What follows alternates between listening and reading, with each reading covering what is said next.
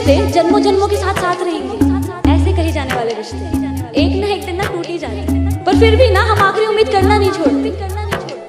पर फिर भी ना हम अपने दिल से उसे कभी भुला नहीं पाते। वो आशिक भी ना कितना डेरे।